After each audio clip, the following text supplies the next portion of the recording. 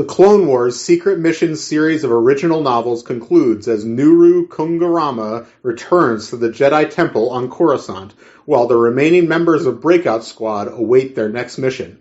But after an alien escape pod vanishes from the Jedi archives, Nuru finds himself flung toward a fateful encounter with his own Jedi Master, Ring Sol Ambes.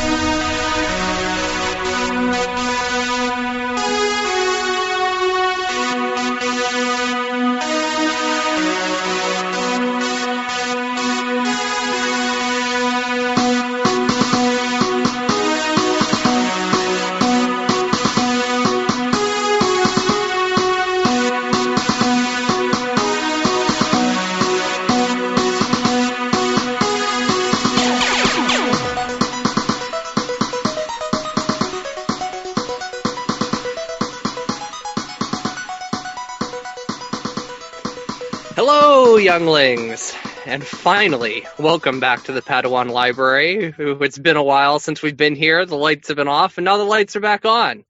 We are the Star Wars Junior Novel Podcast, if you didn't know. If you're just joining us for the first time, the lights have been off, but we're back. I'm Levi Paratic, and with me, Tim May. Hello, everyone. It's mostly, it's entirely my fault, really, because last week I pushed the episode back for no reason, really. You had a good reason. You called. You had a good reason. I had some errands I had to run, but I probably could have made it work. Thinking too. I probably could have made it work because I had read most of the book by the time I called you, and I had seen the movie we're talking about. We could have maybe pushed it a day, and it would have been fine. I will say this. I was having a bad day that day, and you called, and you and we talked about Last Night in Soho. We talked about The French Dispatch, and it just, it turned my whole day around. I'm glad it did. I'm happy to hear that. Because it's just, and then this week, you weren't going to be available until Thursday. After 5. It's on Thursday till after 5, which would be normally fine. That's normally when we record, honestly. And I had plans that night that I had already made, and I was like, well, I can't really do it. And you're like, well, I got the same schedule Friday. And I was like, why don't we just do it Saturday morning then, if it's going to be late anyway. And so that's when we're recording it right now. But what's hilarious is the plans I had were to go see the new director's cut of Rocky IV, Rocky versus Drago. Yes, and the ultimate director's cut. And I was going with friend of the show / maybe foe of the show, honestly, Sam McCauley. You're pushing him as a foe so hard. We were talking, and I was going to go with him, and I went out earlier in the day, and I was like, I got all day, and so I went to see Spencer, which I talked about on our bonus episode. Oh, I didn't know. I'll have to listen to that. That came out. It's not quite Tim Recommends, but I recorded it from the parking lot right after I walked out of Spencer, the Kristen Stewart Princess Diana movie directed by Pablo Larraín, and then I still had several hours because initially we were going to meet up for dinner, but he had some shit he had to do, and so I was dicking around, went to Barnes and Noble, and just ran and then I was sitting reading a book that I bought at Barnes and Noble in a parking lot, and then it was getting dark, and then I fell asleep and woke up at 7:15 in the parking lot of the mall,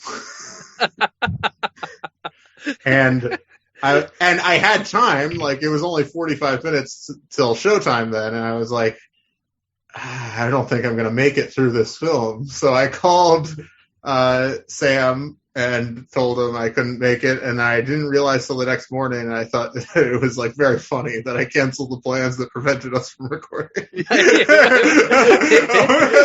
you know what the funny thing is, I had totally forgotten about this director's cut coming out for one night only, so when you said, oh, I can't do it today because I got this, and I'm like, okay, well, it's Rocky. That's a totally reasonable explanation as to why to cancel the episode. I completely accept that reason.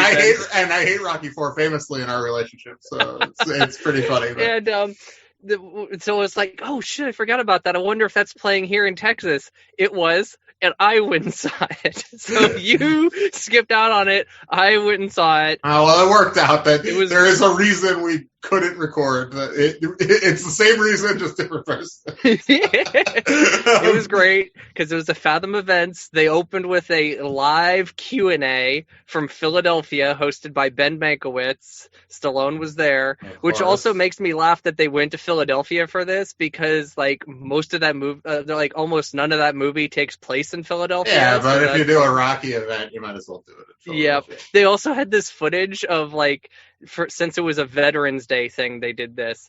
That the restaurant. Okay, that's why it was that day. I was like, what a weird time to do it. Yep, that's celebrate also America, weird. Baby. So they had a Veterans Day event at the restaurant they used as Adrian's. So they invited all these veterans in, and then Stallone comes walking in, and all the people are like, "Oh my God, it's Rocky!"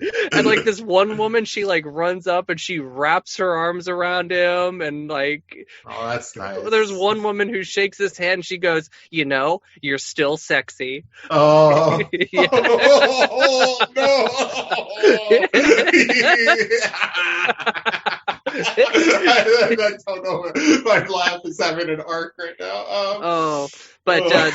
The Q&A with Ben and Sly was very fun. I'll go into a little bit of the process of this movie. So Stallone was working on a movie, got shut down due to COVID, and he's like, I need something to do. And he's like, you know what? Rocky IV is the most financially successful Rocky. This is the one people seem to love the most. But disrespectful.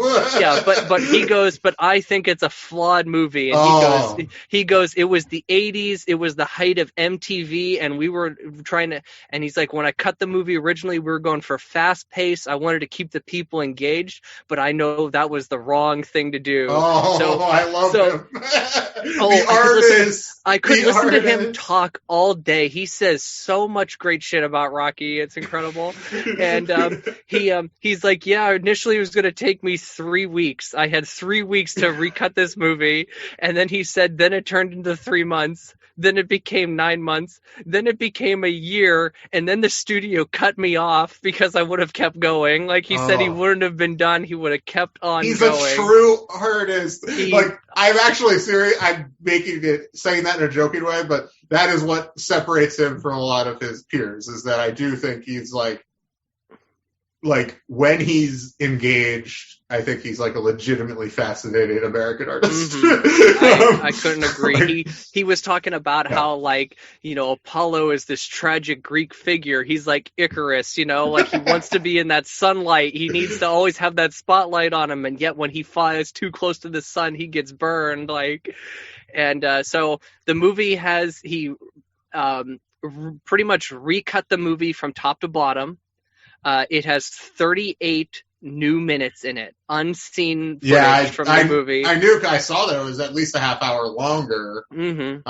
And I knew he cut all of the robot out, so that had to have been actually more like at least 35 minutes. So yeah, the robot is gone, so we don't. He went to the junkyard, according to him on Instagram. Yeah, he did.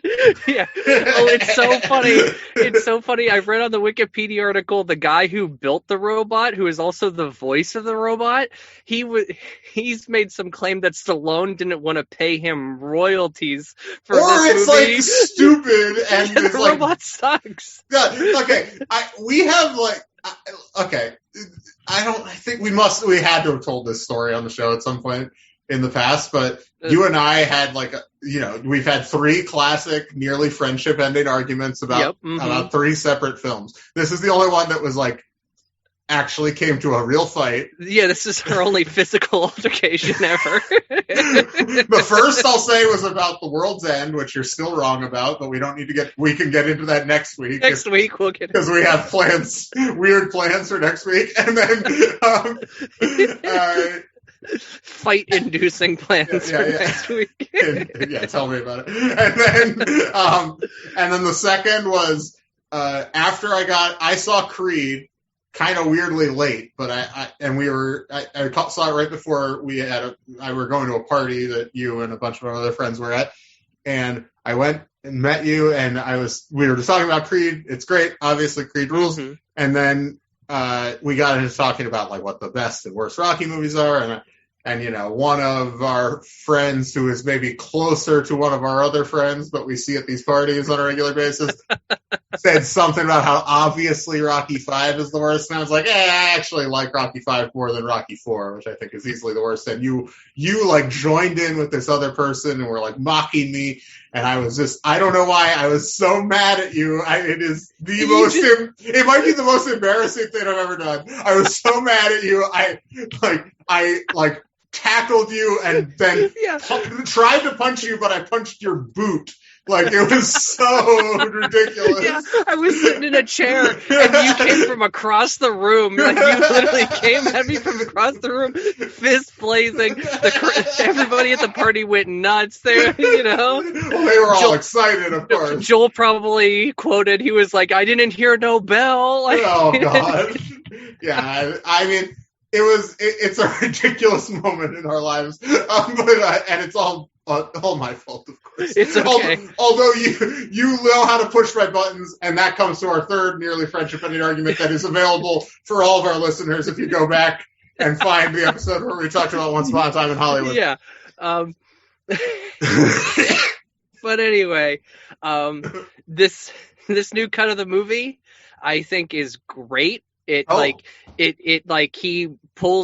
He pulls out so much stuff that like brings this emotion into it. Like, it's so focused on like the relationship between Creed and Rocky, and then he like adds all this new footage of like Drago, and like it's a lot of just shots of like Drago's eyes, but like it makes Drago feel so isolated. Like, this man is like completely alone while still being like surrounded by everybody. Like in the big James Brown sequence when Drago's coming up through the floor, the way it's cut is like panic inducing. Like, he's like got Drago like looking around at this like complete madness of a show, and like it just like completely isolates him. It's fantastic. Wow, that sounds great.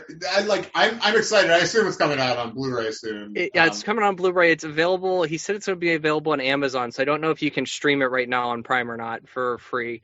And then the two montages, the training montage and Hearts on Fire is pretty much the same. Sure. Yeah.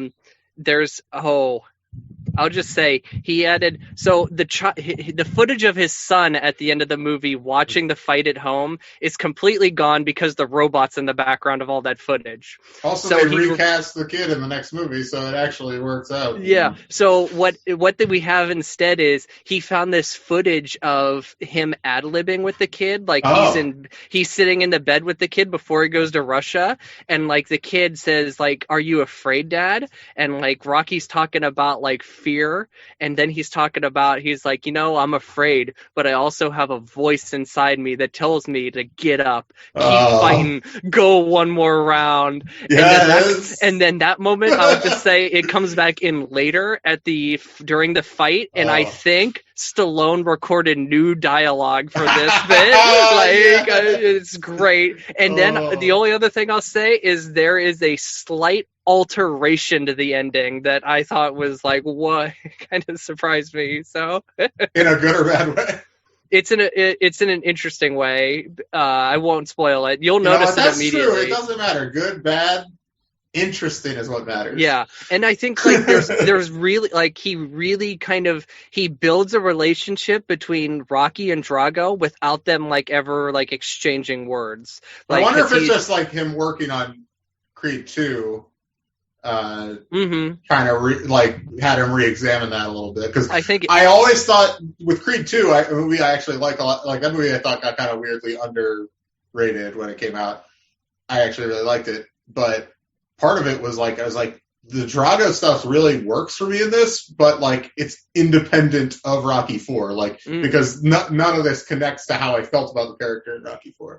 So I'm curious to watch this again. Yeah, that's yes. I also a friend of the show, Sam McCauley, who did go alone to see it, told me that Ben that Creed was mentioned offhand in the conversation by Sly. And Ben stopped him and said, and looked at the audience and said, "Round of applause for Creed, please." He did. He demanded the audience applaud Creed. So funny. And then the other thing, he said the director's cut is a definite improvement, but he still thinks it's the weakest Rocky. Would you agree with that or no? Okay. Here's my thinking. Well, because you like at least many years ago said 5 is worse. But. Okay. 5 is my least favorite, and then it goes 4 is my second least favorite. All right. 4 is still my second least favorite. Like, I don't think this alters the position of how I feel about the movie, but I think this movie goes from like being like a camp corny mess to like actually like a good movie in terms of a solid Rocky movie. I think this is like the superior vision of this movie. So that's how I feel about this specifically. I will actually, if he could go back and re-edit 5 too, I'd be fine with that. I really think, I bet there's stuff there. I mean, he didn't direct there has that to be movie. Stuff he there. Might have more complicated, like, he needs to be. We need the writer's cut of Rocky 5 is what we need. Yeah. I don't think he should touch the other ones because I think the other ones. All the other ones are good. Yeah. So, but all the other ones are as they should be. You know, the only concern I had, I was always interested in it from like a storytelling perspective, but did he like fuck around with the way the movie looks? I don't think so. I think the movie looked great still. Because I was a little nervous that he was going to like recolor it. And, he does some like playing around with the structure of the story, and the moments that are in the original cut may show up later as like flashbacks in this new cut. He just does a lot of black and white. Anytime it's like a memory, he puts it in black and white. But otherwise, the movie still looked fantastic. I thought, especially the fight. The fight was glorious. The fight has always been amazing. Yeah. All right. Well, speaking of glorious to watch, let's. One more thing, though. Okay. Ben asked, "What's the future of Rocky?" Oh, right. You were going to say. And he also he asked if he was going to direct anymore, like, because he's like, he hasn't directed since Expendables. Yes, Ben was sure to bring that up. Thank you, Ben. And so Stallone, he's like, I don't think Rocky lives in there's no more films, but there might be a series. And his idea is a prequel series. Like he wants to do. Actor. He specifically mentioned, I want it to be like American Graffiti. He said like in 1960s, teenage Rocky, teenage Adrian, young Mickey, young Paulie. Like he wants to like explore their lives before. And one of the things he said was, that's like a good idea. I like that and idea. He said too, one of his ideas was Rocky meets Creed, like when Creed is like an up and comer, like sort of thing, and like he idolizes Creed like early on. The thing is, you hear him talk about stuff like this sometimes, and you're like, that sounds like it could be corny, but he is really good at executing that kind of material, like that kind of like so. And have you ever seen Lords of Flatbush? No, I haven't. Which he made before Rocky, is kind of like an American Graffiti-ish, like ripoff, kind of, and like that's a pretty good movie. When it comes to Rocky, I think you've said this before, and I totally agree with this, is that like Rocky feels, of any film character, feels like the most like a real person. And whenever like I'm watching a Rocky movie, it's like I understand this character's motivations. Rocky feels like the best in all of us, and you want Rocky to succeed like always. And whenever Stallone is just like talking about Rocky, it's like hearing gospel about Rocky, like this is like the word from above about Rocky. I absolutely agree. He said this. He also said in the Q&A, he was like, if I had to redo it today, I wouldn't have killed Apollo Creed. He's like, I would have made him like paralyzed, put him in a wheelchair, like just so then he was his mentor. And the reason he said it is because Rocky doesn't make new friends, Mickey dies, Creed dies, Adrian dies, Paulie dies. Rocky's got no friends left. he's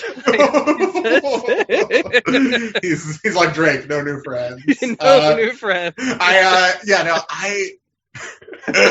Oh man, I'm glad he admitted that, because that's always to me been beyond the like cheesiness of Rocky 4. Like my biggest problem with it was always killing off Apollo. I always thought that was a massive mistake. Mm-hmm. Like, and it does hurt even the good later movies. Not Creed, because Creed kind of plays into that. Yeah. But like it certainly hurts 5 and Balboa, in my opinion. Like those are movies I like 5 more than most people, and I really like Balboa. But like those movies would be at least like 20% better if Apollo was in them. Right. Like, because then he has to put all that on Duke. And Duke's a good character, but like a fun character, but he's not like Apollo was a fully fleshed out human being, that we understood. You wait. Duke has so much more to do in this movie. Well, I love Duke. Yeah. I feel like he, in this cut, he really makes sure Rocky is grasping at the fact that Creed is gone, and it's more like how in Creed 2 where Rocky has to face the fact that he should have thrown in the towel. He should have done, he didn't do it. And I feel like this definitely riffs on that, but Duke has a lot more to do in this one too, because Creed's funeral is in this movie. It's a whole scene in this it's film. Not because that's basically in a montage in the movie. Yeah, and it's a whole scene in this one, and it's fantastic. I'm glad that he actually shot all this stuff. It's sucks that they cut it the way they did. Or that he did, I should say. Mm-hmm. I'm curious if there is enough material for 5. I would hope I don't know so. if it would be hard for him, because his kid's in it, he's dead and all that right stuff. But that movie, I really think there's a great version of that, or at least a very good version of that movie, because the ideas in it and a lot of individual scenes are really strong. It's just it just feels very light. Oh, it started snowing. Oh wow. The first real one. I mean, we got one a little earlier, but no, this seems like real snow. Anyway. We got to talk. What we need to talk about. Yeah, we need to talk about Playing with Fire. Hang on, we need to backtrack. We never announced. Yeah. Okay. So our book this week is the final book in the Secret Missions series, Clone Wars Secret Missions, Guardians of the Chiss Key. We were trying to figure out what to pair with this, and we're Guardians. There are a lot of movies with that in the title, but none of them were that appealing to talk about. Chiss is obviously a made-up Star Wars word. There wasn't, right? And so we were Key. Let's focus on Key. And we were trying to think of movies with Key in the title. And obviously, you don't need to email us. There's plenty of them. I understand. But we were Key. And I was thinking, famed sketch comedian Keegan Michael Key, right? And I was he's had a up and down movie career. It feels like in some ways he should be in more. There's no good studio comedies anymore, and as soon as that show ended, he basically had no opportunities to make studio comedies outside of the movie the Keanu movie they made, which is unfortunate because he's a very funny person. But he was in a family studio comedy just 2 years ago. 2 years ago. Second anniversary this month. That's why we're celebrating.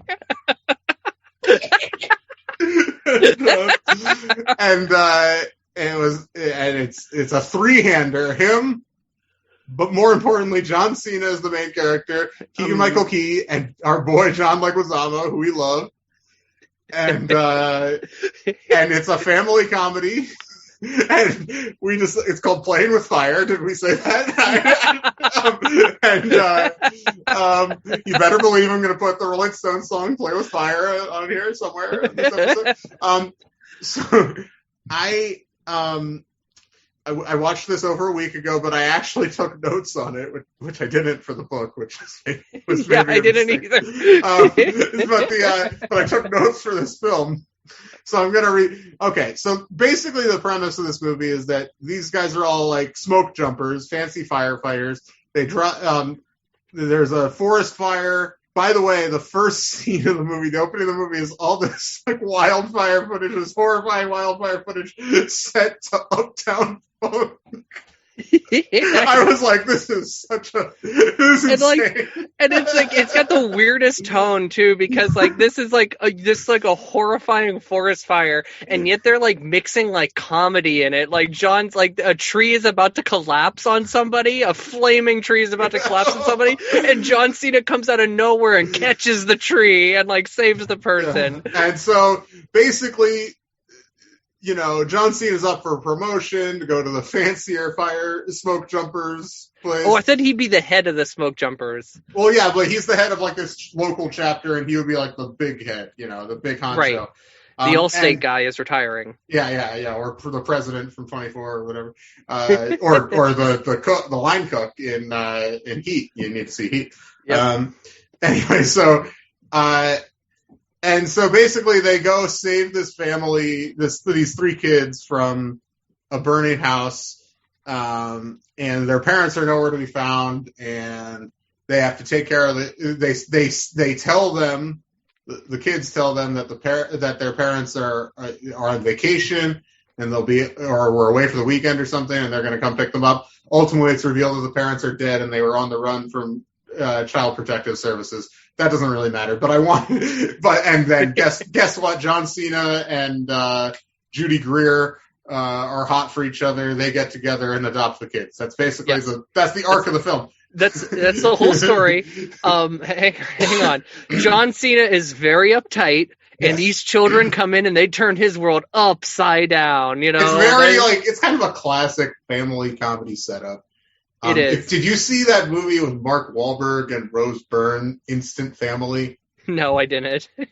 Actually, shockingly fine, like pretty good, much better than this movie. Although there's bits in this movie I enjoyed, but it's like it's a very similar idea, although like much more kind of like about adoption in general or whatever. Mm-hmm. I do have about this movie. So this movie. You would think there'd be more conflict in this movie, but it feels like all of the conflict is resolved halfway through this movie. And then they just hang out and plan a birthday party. And then they just have to hang out and have a good time because John Cena is super uptight, doesn't know how to deal with kids. His dad died in a forest fire. His dad only wanted him to be a smoke jumper. And then but then the kids smooth him out, you know, like they smooth him out. Everybody has a good time. There's a John Leguizamo, his character has two traits. Oh, he has a great bit. I like his bit. Yeah, his bit is he misquotes things endlessly. And it misattributes quotes, like famous misattributes quotes. all the quotes. He misquotes and misattributes. And he's a brony. That's second. That is insane. I forgot about that. This movie is like product placement for My Little Pony, which is crazy. Yeah. It is all through the movie. Because the kids are like a preteen girl, a boy who's maybe about 10, and then they have this little girl who's apparently 3, and these kids, their parents died when she was 1, so the sister's been like raising this kid since she was 1 year old. This little girl, in my opinion, is not 3. This little girl is definitely like 5. Sure. And there's a very awkward there's a very awkward diaper changing scene where it's like they have to change this little girl's diaper, and Cena and Keegan Michael Key, they have like Cena ends up getting shit on somehow. I can't remember. Yeah. And like he comes in his full firefighting garb, and somehow the poop shoots up like the arm of the sleeve. I don't understand how it worked, but it's like this little girl seemed way too old to be wearing a diaper, in my opinion. So, but John Leguizamo, he makes her also a brony. I don't think she's technically a brony if she's a girl, but right. But she's a fan, you know. But she becomes a fan of My Little Pony, and you know they have so a My weird. Little Pony birthday party. Yeah, they do so much My Little Pony stuff. It's crazy. And he compares people to like specific characters. That is like kind of a funny bit. But his bit where he misquotes things or misattributes quotes, the first one I remember was he said, "In the words of Mahatma Gandhi, it's bad." And I thought, like, that's a weird joke, like kind of funny. And then he kept doing it through the whole movie. So I thought that was funny. There is one funny thing with since we use this for Keegan Michael Key, there's two funny things about him. One, every time he makes any slight movement, there's a whooshing sound on the soundtrack. I did not notice that. Which I thought was very weird and funny. And then also there was a pretty good like Keegan Michael Key bit where the older girl is saying like, you know, like Cena says something like, "What are we gonna do with a bunch of 8-year-olds?" And she's just like 8 because she's like, I don't know, 14 or something. Mm-hmm. And Keegan Michael Key looks at her and he's like, "Listen, if he says you're 8, you're 8." Which I thought was a funny joke. And then, like, let's see. There's also, like, a bit where Cena's never cried before. And so he Googles, "Is it bad if you've never cried?" And, like, let's see. Oh, there's another thing, like, Leguizamo, I don't know, I can't remember the specifics, I should have written it down, but I said, Leguizamo apparently references Romeo and Juliet at some point, like the play, which is very funny, because, you know, he played Tybalt in Baz Luhrmann's Romeo and Juliet. There's a whole thing where Cena is, like, can play a bunch of songs on the piano, but they have to be fire themed, so he plays like "The Heat Is On," and like, which is like a pretty funny bit, honestly. But they call it out too much, like that. The way to do that is like just have him keep playing more fire themed songs and let the audience figure out that he only play. But then like Judy Greer is like, "Can you only play songs with fire in the title?" I'm like, you fucked up. Like there's like good comic premises all through the movie, but then, because they're making it for like little kids, they think they have to like explain all of them. Well, yeah, because we found out right at the beginning of this movie that Paramount put this movie out, and it's a Nickelodeon movie. I have plans related to that. Let's talk about it. All right. So Nickelodeon Movies, right? Yep. Not Nickelodeon, not TV movies that aired on Nickelodeon, but Nickelodeon Movies is a subdivision of Paramount, a little studio. They've been around since 1996, and I have here the complete filmography of Nickelodeon movies. All right, so, I know how it starts. Harriet the Spy. Harriet the Spy is, of course, the first one. A decent movie in my memory, anyway. I was hyped for it as a kid. You know, yeah. I was very excited for that flick. They hyped it a lot on Nickelodeon. The next one is also a movie we're very familiar with, of course. Good Burger. Directed, I believe, by the current now head of Paramount Pictures, which is Brian Robbins. Brian Robbins is now the new head of Paramount. That literally just within the last month and a half, he took that job. Wow. And he's been, I guess, at Nickelodeon since then. Which Good is crazy. for him. I guess. In '98, their first movie. Well, I guess Good Burger's based on a sketch, but their first movie based on a TV show. What's the first one? It's an animated film. The Rugrats movie. All right. And then in 2000, we get a film, I believe from the writers are the creators of Pete and Pete, but stars a famously cantankerous SNL legend in a supporting role. In a supporting role. Oh, crap. And is a kind of a fun movie in my memory. This might have been the last one I saw, at the time it came out anyway. I'm blanking. What is it? It's Snow Day. Chevy Chase. Snow Day. Chevrolet Chase himself was he played the school principal, I believe. No, I thought he was the weatherman. Oh, you're right. In that movie. Because the school principal is. I haven't seen that. Hang on, I'm looking it up now because that also has what's his name in it? Who plays the snow truck driver, the plow driver? Oh, is that what's his face? I don't know. Oh, okay, hang on. It's pulling up here. Chris Elliott. Oh, Chris Elliott, yeah, the legend. Yeah. Oh, God. Who famously, the big draw of that movie on Nickelodeon was the fact that he didn't brush his teeth for months. So, his teeth were, naturally disgusting in the movie. Apparently Iggy Pop is in that movie, too. And Pam Grier. Oh, that's a good guess. Oh, okay.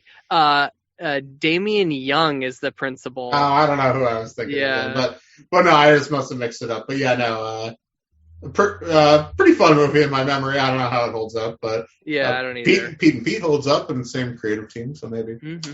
Anyway, also in 2000, later in November of 2000, we got a sequel to a movie we already talked about. Rugrats in Paris. The movie, indeed, yes, Rugrats in Paris. That's my favorite when the sequels to these movies still had the movie attached to them. Like, I always thought that was funny. Then in December 2001, probably their biggest hit up to this point, I believe this movie was nominated for an Oscar, the first Oscar of this category. Is this Jimmy Neutron? Jimmy Neutron, Boy Genius. Wow. Which, by the way, I saw they put the complete cartoon series on DVD. I saw that at Walmart like a few weeks ago, and I thought, I was like, who is buying this? What fucking freak is buying this? That show stinks. And that movie, I hated that movie. I was like, it's also, I was just like, literally Dexter's Lab is still on, and it's like about a boy genius. A boy genius who like makes inventions, but he's nice. He's a nice boy. Like, ugh. Makes me sick. Disgusting. Oh shit, Steve Odenkirk is one of the writers on that. Oh shit, I didn't know that. Or boy, Steve. Your boy. Don't lump me in with you.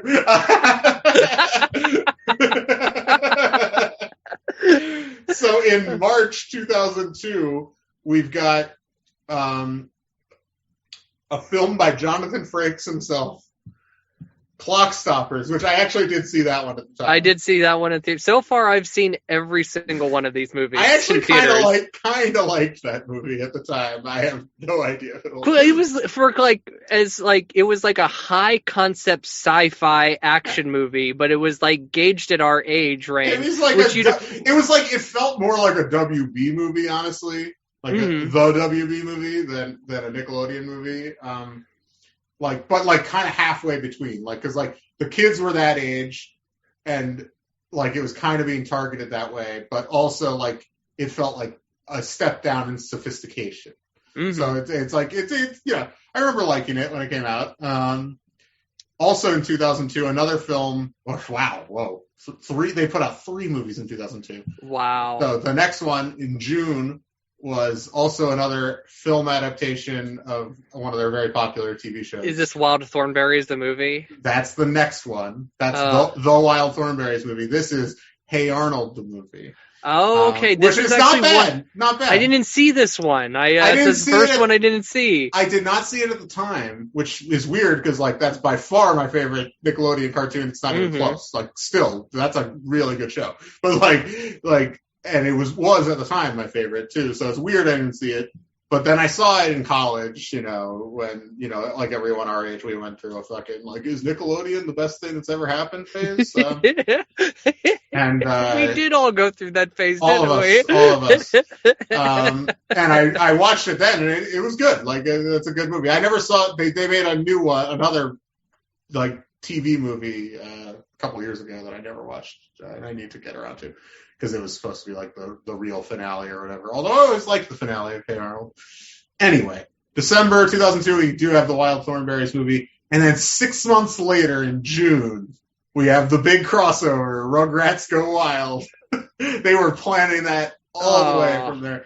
This is I have memories of that movie being like, this is when we're jumping the shark here, because I don't love Wild Thornberrys, and now we're bringing Bruce Willis into this thing, and he's voicing the dog because Eliza Thornberry, she can talk to the dog, and it's Bruce Willis. Bruce himself. Bruce still pretty much at the peak, still like a huge star in real movies. And then we move all the way to November 2004. We're in a kind of a new era. Another adaptation, of course, of a classic Nickelodeon cartoon, but kind of the next generation of classic Nickelodeon cartoons. Is this the SpongeBob movie? The SpongeBob SquarePants movie, which was originally going to be the first thing that me and friend of the show, who'll never be on the show, Dan, it was going to be the first thing we did as friends was to go see this movie in theaters. And it just didn't wind up working out for whatever reason. I think we wound up going to something else like a month later or something. But yeah, I remember specifically like oh, I'm going to hang out with this guy outside of school and we're going to go see the SpongeBob movie. And I think you've told me a story too that you called his house and his dad answered. His and dad you thought answered, and I thought it was him for like a minute, and his dad did not correct me, and he's like, I don't know, where are we going to go see the SpongeBob movie?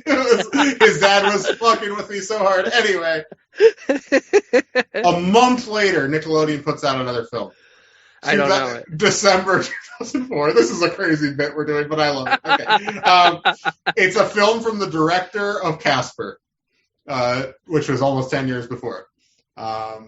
It was a DreamWorks co-production, so it's not Nickelodeon must have thrown in a little money here, but given a little bit. It has a massive movie star, huge movie star, adaptation of very popular intellectual property. I don't want to go too far. Okay, who's the actor? The actor is a big comedy star. This isn't the Pink Panther, is it? No, later generation of comedy star than Steve Martin. 90s, big 90s star. We've talked about him on the show, I think, before, and he's a person we both like, but are like confused by his career. Okay, I'm at a loss. It'd be Lemony Snicket's A Series of Unfortunate Events. Oh, I forgot they put that out. Yeah. This is actually that movie. I saw that movie, and I was a reader of that series. I've read that whole series. I was a fan of that series, and that movie adaptation I hated because it just didn't do it justice. And I want to say this too. I know they've readapted the whole series for Netflix. I'm also not a fan of that series because I watched the pilot of that and I thought it stunk. It's too literal of an adaptation, and the Patrick Warburton character is just like annoying. Like he's playing like Lemony Snicket. Get him out of there. It's like too close of an adaptation. It's too on the nose. But yeah, I forgot Jim Carrey is the big draw of that movie. Yeah, absolutely. And I think Meryl Streep's in that movie. She is in that movie. That movie is very kind of famous for being the last like big special effects movie that had like massive, fully built sets. Like we're one of the last ones. And I think it won an Oscar for that. Anyway, in 2005, you're never going to be able to guess this. They put out the cute documentary about kids doing ballroom dancing called Mad Hot Ballroom. You might remember that movie coming out. No, I don't, but I'm intrigued. It's cute. It's fine. And then in November 2005, a classic Dennis Quaid vehicle, directed by Raja Gosnell, the auteur behind the Scooby-Doo films and Beverly Hills Chihuahua. It's a remake of Yours, Mine, and Ours. I'm not going to make you guess that. And then that was right when they remade like Cheaper by the Dozen. At like the same time, they're just like, we have these big family comedy properties that we need to cash in on. Yeah, I mean, Cheaper by the Dozen is also bad. 2006. This was a big follow-up for a director to an indie hit, huge indie hit. Like massive indie hit. That movie was like everywhere, merchandise everywhere, T-shirts especially everywhere. Shit. It has a big comedy star of this movie. Not that movie has nobody that anybody knew. Okay. This movie has a massive comedy star, especially of that decade. Still a star, but a huge star at this time. It's about insular world subculture. I'm giving you too many clues. Wait, when you said that, it made me think of Osmosis Jones. That's a little earlier. That's 2001, I think. All right, I have no clue. What is it? All right, it's Nacho Libre. Oh, shit, Nacho Libre. Jared Hess's follow-up to Napoleon Dynamite. That was the movie I was talking about. Mm-hmm. And, with Jack Black. A huge hit. Well, not a huge hit at the time, but, like, I feel like people a little younger than us, that's like a big movie for them. I think I agree. I think that movie has like a strong following. It was like I hated Napoleon Dynamite when I was a teenager, and I probably still don't care about it. I don't care enough about it to hate it probably at this point, but hated it then. So I was like pretty anti it, although I was a big Jack Black fan. So You're just like, ooh, Chunking Express. Fuck this movie everybody loves. No, literally exactly that.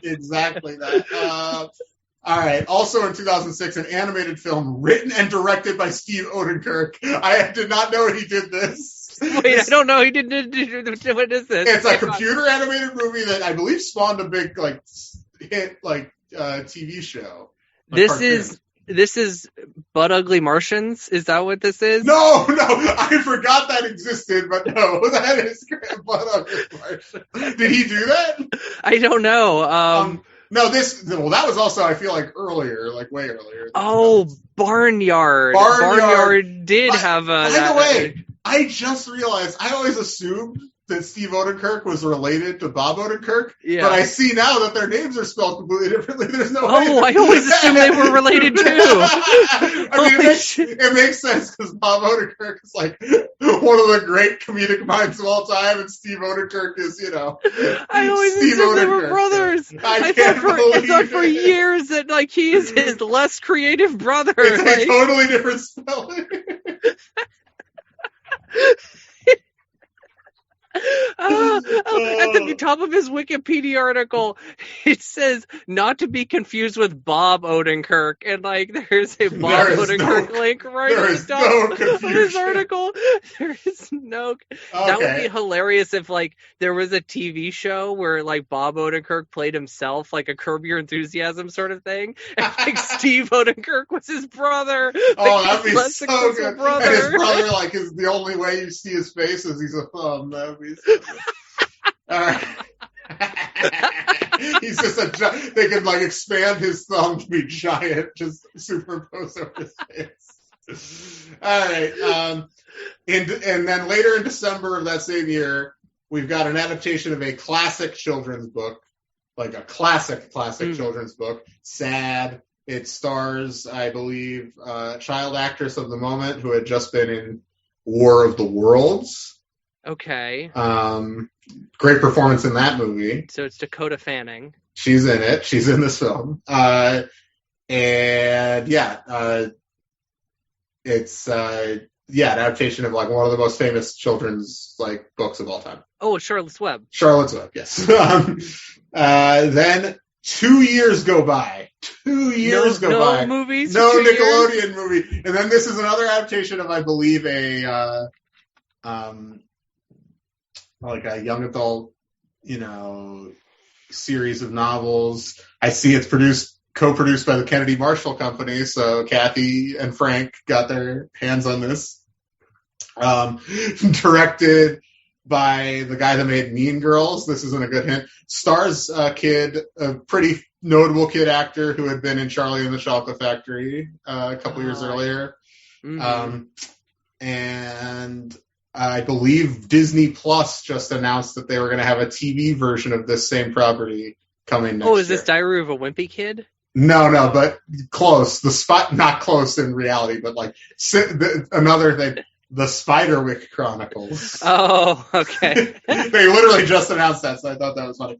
All right. And then in 2008, this is, I remember, a movie that came out in England and did not come out here, but for some reason Nickelodeon's name is on it, so you're not going to be able to guess. It's called Angus, not that Angus. Angus, Thongs, and Perfect Snogging.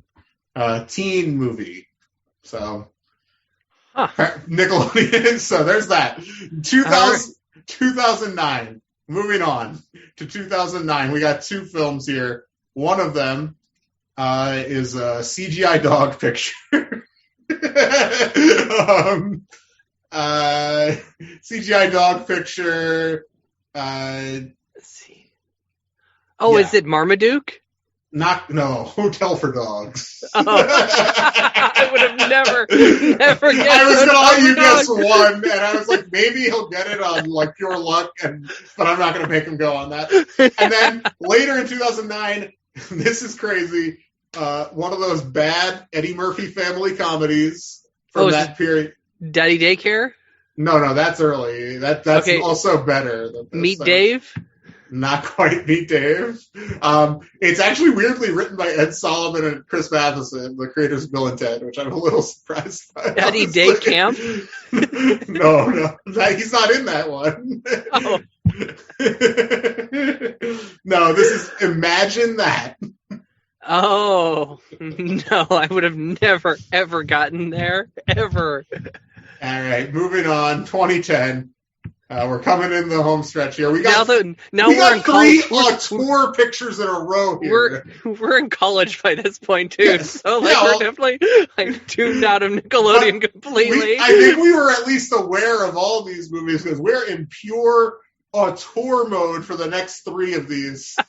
The first one, written and directed by a very famous director. It's widely regarded as his worst film. It's an adaptation of a famous Nickelodeon TV show.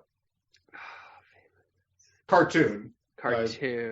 Is this live action? It's a live action adaptation written and directed by a very good, like a great filmmaker. I know what you're talking. You're Last Airbender. Yes. Yeah, a filmmaker we love, but is widely regarded as his worst movie. Yep. So that comes out in 2010. 2011, huge animated movie that was a very big hit. I think it might have even won the Oscar. It's directed by a person we just talked about, another famous film of theirs. But it's animated. Stars the same person that film starred, but as a animated character, like a anthropomorphic character. It was very popular when it came out. I feel like you must have known some animation losers that were obsessed with this movie. All right. I'm drawing a complete blank here, but I'm sure I did. It is Rango, Gore Verbinski's Rango. Oh, Rango. I don't know if I know anybody obsessed with that movie. That is a very good movie, and it is also like, it was extremely popular at the time. I feel like it's kind of fallen. I feel like at that moment, I was like, if any animation dorks were like, "Oh, did you see Rango?" I was like, "No, I'm fucking watching like Fear and Loathing in Las Vegas. Watch a real fucking Johnny Depp movie." Is probably my attitude at that point. Like, well, I think he is doing basically his Hunter S. Thompson as a lizard. He basically is.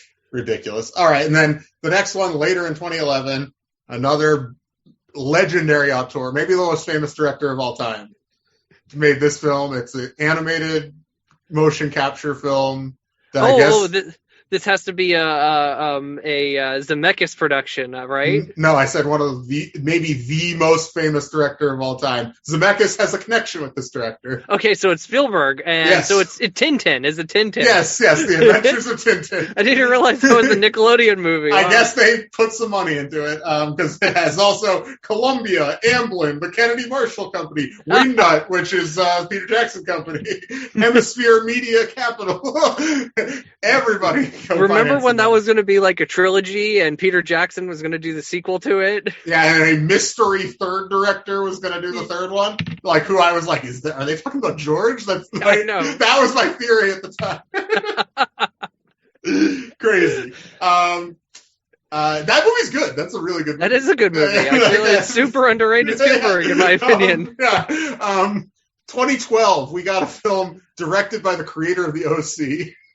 We still have 10 years to go. No, we don't have that anymore.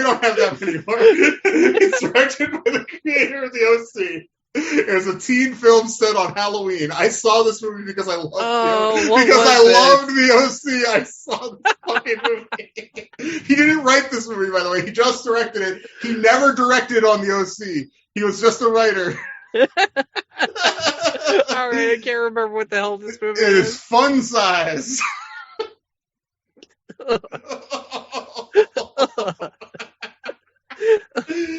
All right, 2014.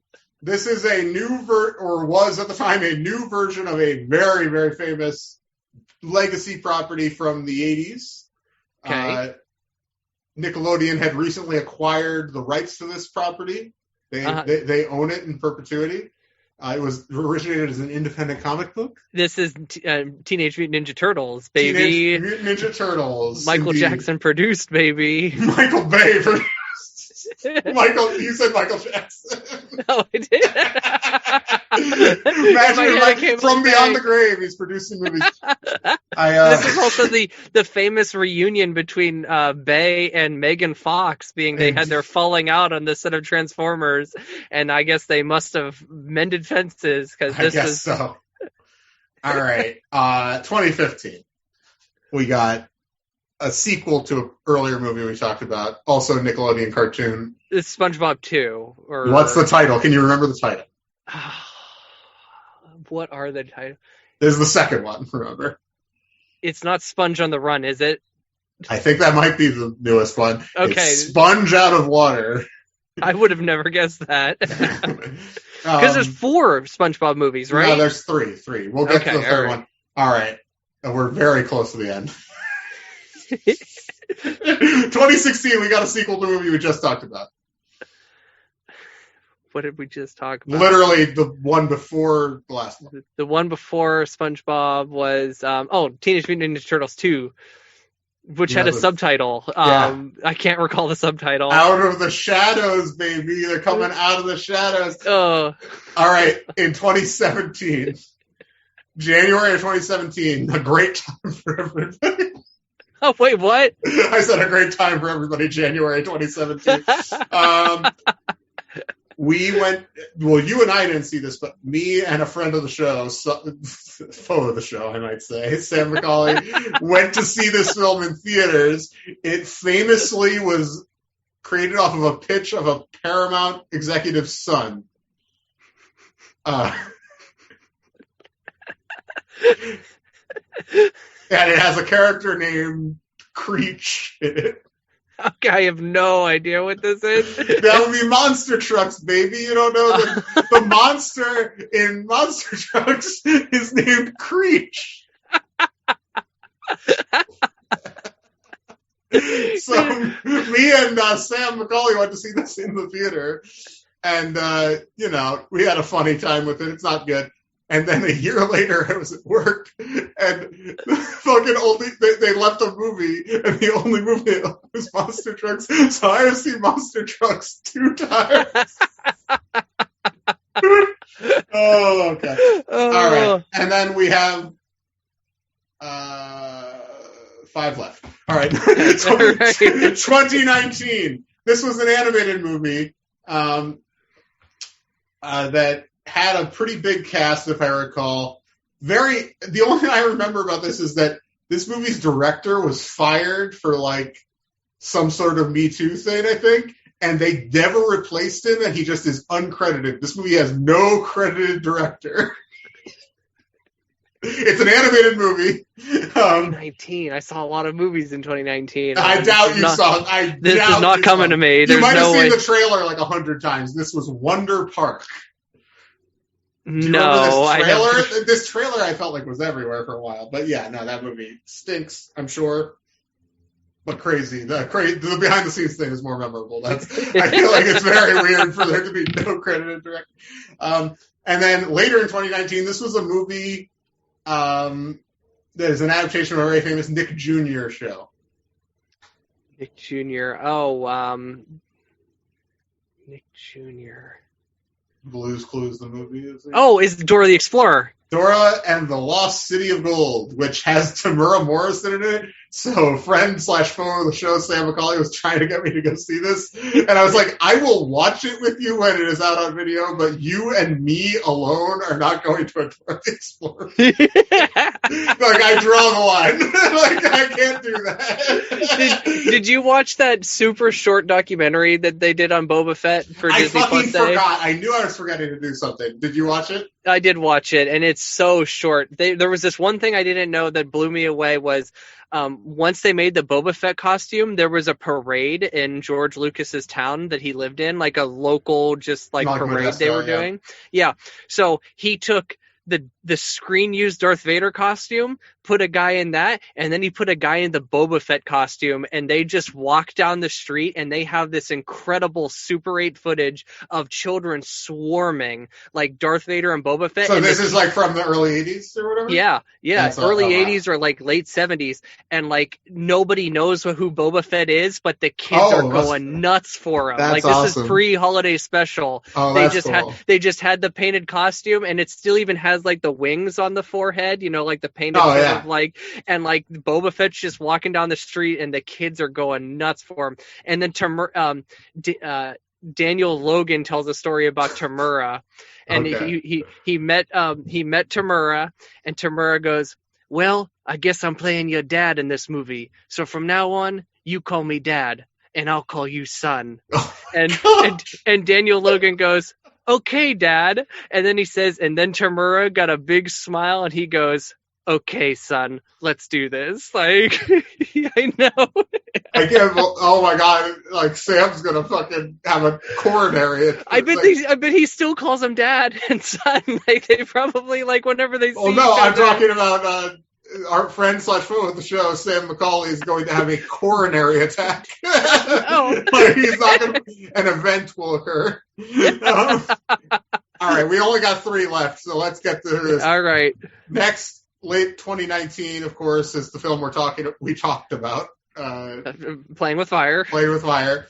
And then August 2020. Now, remember, this movie didn't come out here until this year, but it came out in Canada, I believe, last year.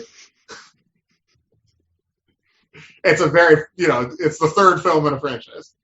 Oh, Sponge on the Run. Sponge on the Run. And then finally... Which I know foe of the show, Sam McCauley, thought was great, by the way.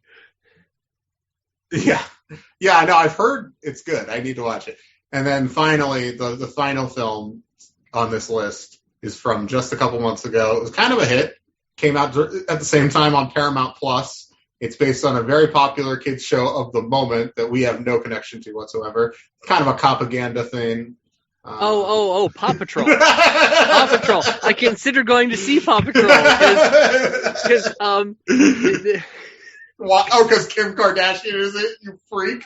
You fucking reality show freak! No, because Variety had this headline that was like a review of it, and it said Paw Patrol is a harrowing thriller about working class heroes battling corruption and climate change. Like that was like the headline they had, and I was like, oh shit, that sounds interesting. Well, who knows? Really toyed with almost seeing Paw Patrol. And also, upcoming, they just have more Ninja Turtle projects and Paw Patrol projects. That's basically all that's on the upcoming slate.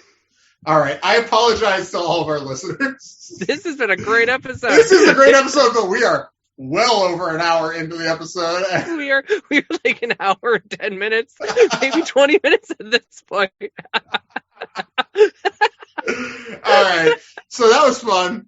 Check out Play with Fire or Don't, and check out Rocky IV : Rocky versus Drago : the Ultimate Director's Cut, now available on all streaming, like iTunes and Amazon.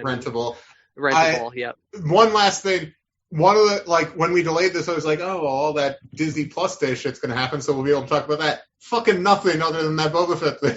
Well, there was the sizzle reel for Obi-Wan, too. Yeah, but that wasn't really a sizzle reel. There's no fucking footage in it. There's no footage, but there is a moment where, Ewan's just, Ewan's like, oh, it's very exciting to get to play the character again, but I'm very excited to be reunited with Hayden Christensen. Well, that was cool, although I'm now more and more nervous that they're going to, have him encounter Vader in the show. It seems like from the concept art he's going to leave Tatooine, so... Yeah, I'm not in love with that. I don't love that either. But maybe. And Deborah Chow has directed maybe my favorite episode of The Mandalorian, which is still probably the 3rd one. So now, I'm looking forward to that. This is completely unrelated, but our boy Steve Odenkirk, he has not worked since... Barnyard? What? No, actually, post Barnyard, which he worked on the TV show, Back to the Barnyard from 2007 to 2011.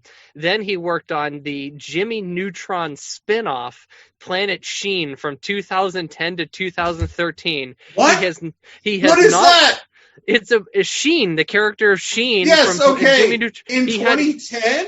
In 2010 to 2013, Sheen had his own show. Yeah, the Jimmy Neutron, The Adventures of Jimmy Neutron, ran from 2002 to 2006. Then he did the Barnyard series. Then he did this Planet Sheen, which he was an executive producer and writer on. And then, so he hasn't worked since 2013. So what he's been doing since then, according to Wikipedia. Oh no! All right. Okay. So he produced the screenplay and story for Evan Almighty, the Bruce Almighty that's sequel. 2007, yeah. Then he was commissioned to write the Ripley's Believe It or Not film. They've been talking about making that for a million years. Which was also supposed to star Jim Carrey. I guess that's in development hell. Wasn't that going to be directed by Ridley Scott? Probably. Who knows? He was attached like 50 movies. Yeah. And then in 2009, Universal announced that he would be adapting the Stretch Armstrong movie. But as of 2016, there has been no new development on that film. Pretty sure no new development since then either. And, well, hang on. There's one development that was actually 2015. In 2015, he announced that he was starting work on the Kung Pao sequel, which he would be writing, directing, and starring in. I'm guessing that one is not happening. I feel like at this point... I feel like it would be a great mistake for him to make that film at this point. I would love it if he made that film. I think that would be a massive mistake for him. Oh, it would be a massive mistake. Okay. I mean, the first movie it's already like pretty much a massive mistake, but making that movie now? Yeah. All right. But we really should get into the book. So yes, we should. Everybody, if you haven't stopped listening, I promise we're talking about Star Wars in just a minute. Stay tuned. Welcome back to Padawan Library. I'm Tim May here, as always, with my co-host, Levi Parrott. Hello. And this week, we're wrapping up a series, so we really showed this series respect for this episode. We sure did. And the series is Clone Wars Secret Missions by Ryder Wyndham, and this is the fourth and final book in the series, although there's some weirdness about that we'll get to. This book is called Guardians of the Chiss Key, and if you recall, the last book ended, we read the entire final chapter on air. And because I didn't read it, I hadn't read it, and what had happened in that final chapter had blown me away. I could not believe the twist and the turns that book took. And this book, because there's so much going on at this point, we have so much character development at this point that, like, Nuru, I wouldn't even. He's still the main character of the story, but like this book is not largely about him. It's more about his master, I would say. Yes, it is. It is. Ring Sol Ambis. And shouts to Cad Bane. I love the way that this book handles Cad Bane and incorporates Cad Bane into the story. It's really great. I really enjoyed Cad Bane's presence throughout the entire... Is Cad Bane ever going to fucking show up in a live-action thing? He better fucking show up in a live... He'd be so easy to do. He'd be so easy to do. And with makeup, please... In makeup, and you can get the voice actor. It's so easy to do him. Do him. It'd be gorgeous. Get Doug Jones to do it. He's got that right build for the makeup, you know? Oh, he's too busy on fucking Star Trek Discovery. We can't have too thick of a guy playing Cad Bane, because I feel like when we see Duros in the cantina scene, they're real thick, and whereas Cad Bane, he's real slender. So we gotta get the right guy in that suit. Yeah, got the Slender Man himself. You know, I realize this is kind of unrelated, but what's his face? The head of Pixar, Pete Docter, who directed like Up and Inside Out and shit. Mm-hmm. I just watched their like Disney Plus preview thing, and he hosted it, and I was like, this dude looks like he should be like a resident of Utapau. He has a very long head, is my point. Anyway, continue. All right. We left off with we end up on this base. I can't remember the name of the base offhand. This used to belong to Drixo the Hutt, which Cad Bane was hired to go kill Drixo, and then which Count Dooku, he gets Master Ambase to believe that his apprentice Nuru... Way, Chatterbox got shot. Yes, Chatterbox did get shot, and so Count Dooku leads Ambase to believe that Nuru has taken this base by force because he's this renegade Jedi apprentice, and the Sith Lord who's controlling the government he's corrupting the youth. So Ambase goes to this base, he finds Nuru there, and but the not the Countess, what's her name from the Chiss ascendancy, who turns out to be Nuru's cousin. Viren. She's leaving, and her ship fires at Ambase's ship, which has the real Sharp in it, by the way, because the Sharp that's with Breakout Squadron is a changeling. I can't remember what the it's I'll get it. Just one second. Okay, but anyway, he fires at the ship. The ship explodes, and then Nuru, he feels this surge of anger about this. The fact he knows his master's on the ship, he knows his master fired at the ship explodes. Viren is dead, and so in this moment, since there's this surge of anger, Ambase believes that his apprentice has turned to the dark side. So, and then Chatterbox gets shot by a battle droid. Right. By the way, the other Spark, is it Spark? Yes. No, Sharp. Sharp, sorry. Because his eyes are sharp. Yeah, the other Sharp is a Claudite. A Claudite, that's the name of the species. And so, this isn't where the story begins, but I'll pick up the story here. So Ambase hangs out for a minute. Right, then the story begins in an interesting way. Yeah. Then the Republic shows up. Kit Fisto shows up. He talks to Nuru. Nuru gives him the whole story, and it's like, all right, we got to get Chatterbox help. It's all about getting Chatterbox help. Absolutely. So at this point, Ambase is like, okay, I don't want to be detected by the Republic. I can't remember his reasonings, but they zone out of there. So they're heading to the Jedi Temple, but then they meet on their way there. They meet with this Jedi Master Haro Kelpura, right? Mm-hmm. And he tells them, don't come to the temple, go to he has a lab in the Daco district. Okay, we got to cover something first before we get to that lab. Oh, right, yeah. We got to cover the beginning of the book, because the beginning of the book opens with a flashback. 10 years before the Clone Wars. 10 years before, with Ambase and Count Dooku on a mission together. Master Dooku at this moment. He hasn't taken the Count name. He's still a Jedi. And they're on a mission, and you learn that Ambase does not see eye to eye with Dooku. And Dooku, he's like, we shouldn't be, officers of the Republic. We shouldn't be, just policing. Dooku's kind of right about that. Dooku is right about that. He's like, I'm a Jedi. I'm not a fucking cop. Like, don't make me fucking do this shit.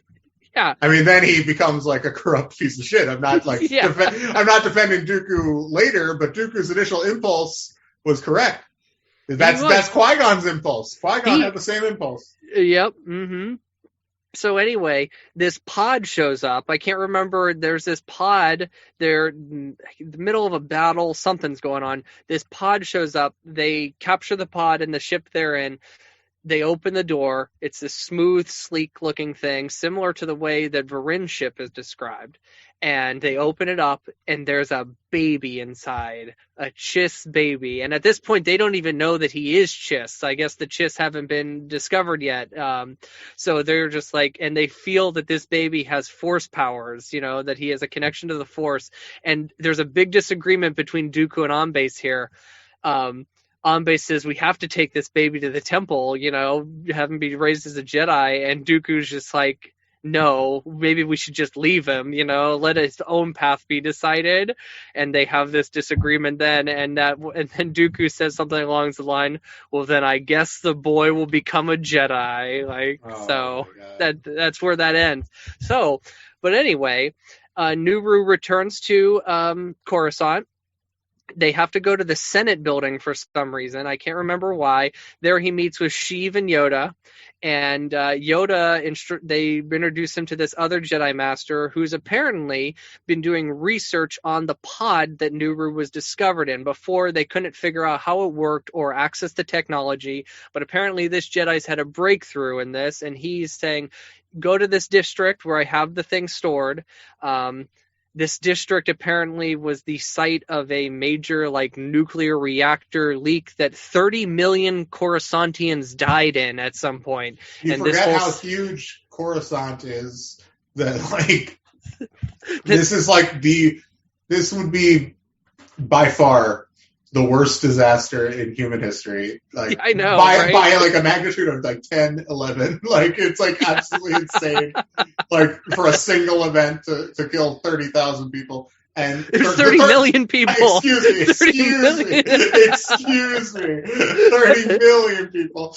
Not like a war or anything, which is also crazy, but like a single event on a planet. This isn't like a galaxy-wide thing. This is just one thing. And also, like, the way that Coruscant works, the whole planet is a giant city, you know? And Yeah. so, as our boy says. That's what Rick Olay told me. The whole city's one planet. Yeah. And so, I don't know how you contain that kind of event when everything is so inherently interconnected by being that congested. Like, I'm curious. I'd be interested to read something about that event. Yeah. That should be a High Republic story right there. Yeah, why not? But so apparently, wouldn't get the vibe that they're going for in High Republic, which is like the golden age, you know. The golden age, where when the worst thing that ever happened on the planet where all the Jedi lived ever happened. And the Jedi still could not save 30 million people. Well, here's the thing. This is a broad thing that isn't that related, but what I said about Dooku earlier, like, that's why I like the prequels. Like, a lot of people like love to like act like they're really blowing people's minds when they're like, the Jedi are like wrong, and like they think that's not like clearly what the movies are selling you. Like, what I love about the prequels is that they offer this kind of narrative of like, okay, well, even like the greatest people, when they are placed in these institutions, these human institutions, are subject to the same failings of any other human institution. Mm-hmm. And, you know, the problem, and militarizing any institution, even ones that are designed to protect people, say the police, for example, is a bad idea. You know what I mean? Like, so it's like, because that will then, the actual purpose, at least stated purpose of whatever that is, whatever that protective force is, whether it's the Jedi in Star Wars or like a police force in the real world, like whatever the stated purpose is going to be, people are, even well-intentioned people are going to be led astray by militarization and the general like ability for a human institution to be corrupted by money, basically. So it's and that is not that there's money in the Jedi Order, but like basically it's like the government seems to be like financing the Jedi, which is kind of like why they get away from what their actual mandate is, you know. Mm-hmm. And I mean, the whole story of the prequels is the story of how the purest of hearts can become a fascist, you know. Like, so that's the micro with Anakin, and like obviously it's unwitting with the rest of the Jedi power structure. They're all kind of like, but they're living so much in this system of both literal system of the galactic government, but the Republic government, but also like, you know, system of thought that they've been born into, that they're aware, like, and they're unaware of the creeping fascism that's taking hold of the galaxy and using them as tools of that fascism. So that's what's interesting about it, and that's where not to get into rewriting the sequel trilogy or anything, but that's where I would have taken the sequel trilogy, is that Luke doesn't make all the same mistakes. He learns from those mistakes and rebuilds the Jedi Order as what it should be, which is a religious order. Like, and not like a particularly like well like organized one. Not well organized. I shouldn't say that's the wrong. That has the wrong connotation. But like not like a one with a particularly hierarchical structure or like, you know, any of that stuff. And like that is what's frustrating. Even though like, you know, I'm a Last Jedi defender, that's what's frustrating about the idea. It's not that Luke failed. It's not that Luke personally could have a failure. It's that like the interesting place for the Jedi to go post Return of the Jedi is to see, well, what does a functioning version of the Jedi Order look like that actually is a force for true good in the galaxy. That would be a contrast with the prequels. But whatever. I don't know why I got off on that, but I was just like, you know what? I'm going to drop some Star Wars thought going on. Yeah, some Star Wars philosophy on these people. Oh, you don't understand this? Well, now you're going to understand this. Those people don't listen to our show. I don't know. And it's fun to think about Star Wars. It is fun to think about Star Wars. I think about Star Wars all the time. It's wild how much I think about Star Wars. It makes me sick how much I think about Star Wars all the time. No, I'll be excited to take a break from thinking a lot about Star Wars after we're done with this show. All right. You know what makes me sick too is like when we're done with this show, I have the books on because I bring I had to bring so many books with me for this show. Yeah, and then after these books, you're not in a permanent location at the moment. Yeah, after these books, I have 7 Star Wars books that I want to read on my shelf. So it's like I got to read those books at some point too. But I'm definitely doing that after this show. So I will not read any other Star Wars material right now. I just have no excitement to do it because it's like I want to read other books. Yeah, I know. It's just frustrating. Okay, let's get back to the. As soon as the show's done, I can't wait to read it on Star Wars book. I'm so excited. I mean, I do still read other books, but it's like it'll be exciting to not have homework books.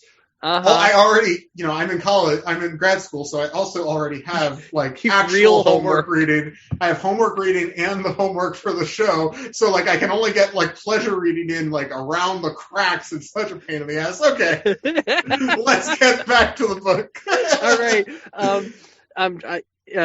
Talk about Lalo meeting with Cad Bane. I'm gonna try to find the name of that event because I want to Google it and see if it shows up anywhere else. Oh, the disaster, yeah. Yeah. Laylo, she met with Cad Bane, and it winds up that Laylo, because if you remember, that happens at the end of the last book, you realize that she's gone to work for Cad Bane, and you're like, oh, she's some sort of traitor, but she actually is, basically, her and Chatterbox had a plan that they didn't tell the rest of them about, that they were going to basically infiltrate the Duro. They keep calling him the Duro, which I like, and use him basically to figure out what was going on, specifically with Sharp, I believe, right? Mm-hmm. Wasn't that it? Yeah. Again, I read this a week ago. So. I remember, too, there's a moment where Laylo is like, hey, you hired me for this job to, escort, these people. And next thing I know, I'm being contacted on my ship by Chancellor Palpatine and some high-ranking Jedi named Yoda. And, she's like, wait, did you know anything about how high-ranking this is? And Cad Bane, he's, just taking notes the whole time. But Cad Bane doesn't necessarily figure this out because he ended up taking another job from Sheev himself, which I think is to actually help Ombase steal the ship. Because they're still stirring Ombase here, which is a whole thing. Because Count Dooku contacts Ombase before he gets to Coruscant, says, "Hey, that pod that we found years ago? Well, they're working on it, and the Republic shouldn't have these secrets. You should steal it." And Ombase is like, "I was boys with this guy once. Should I?" Yeah, should I trust him? But my apprentice is turned to the dark side. I guess I will trust him. And Dooku's like, I got somebody to come help you. Dooku says, I'm coming to help you. And then Dooku doesn't trust him. Yeah, Dooku doesn't show up. Cad Bane shows up, and they steal the ship together. So, but that was the Cad Bane. And then also too, we learn out that that other fish-like bounty hunter. Who shows up in Clone Wars, who was with the pirate gang, was actually working with Cad Bane the whole time. So there's even more connections to Cad Bane here throughout the whole story. And then we learned that character hired Bosk on his own, and Cad Bane was pissed about it because he thinks Bosk is an idiot, and especially as portrayed in the Clone Wars, Bosk is a fucking idiot. He's a fucking imbecile. Which is not really how I pictured him, frankly, for all these years, but it's fine. I'm not mad about it. I'm not That's not my boss! God damn it! What is sacred? What is sacred about Star Wars? Hashtag not my boss. Are they just like they just want to take away all the male role models? Bosk! All these fucking losers. Fucking losers. Okay, I'm sorry. You know what? I really hope we get to see some of those bounty hunters in Book of Boba Fett. I do too. You know who I want to show up more than anybody? I want Dengar to show up more than anybody. I've been wanting some Dengar. I mean, he has like a cameo. Like he has something in Clone Wars. I remember not being that satisfied with it. He's voiced by Simon Pegg too. Simon Pegg is the voice. Have him come and play him. I know he does that. He'll do the full body prosthesis. He can do it. I agree. He looks close enough. Like, I mean, we might. I feel like Dengar's a little taller than Simon Pegg, but it'll be Simon Pegg, all right. a bit of a short kid. There's a reason he's been in so many Tom Cruise movies. You know, Cruise is okay with that. He's like, all right, you can be next to me. Give us some Dengar, baby. Give us some Forlom and Zuckus, baby. Have you ever read the Tales of the Bounty Hunters back in the day? I've read a few of them. I never completed the book. I haven't read it in years. I haven't read it probably 20 years at least. But we're getting to where 20 years ago is the 21st century, so I'm actually like maybe more than 20 years. And I was thinking about it, like I remember specifically Dengar's story. I remember really loving, and I think I didn't like the Clone Wars episode because it kind of felt like I just preferred that story. But regardless, moving on. This ultimately winds up in a big confrontation between Nuru and Ambase, where let me see. I pulled up some Wikipedia pages here because I read this book a week ago. But eventually though, he has to he's being held prisoner in Dooku's castle with Sharp, right? Ambase is. And so they travel. Wait a minute. Okay. That's all at the beginning. Never mind. Ambase, he goes to a Coruscant to steal the pod with Cad Bane. That's what it is, yeah. And as they are going to steal there's a whole thing with the Claudite involved in this too. Oh, right. The Claudite, who is hired by Ventress. Ventress has no idea what's going on here. Dooku,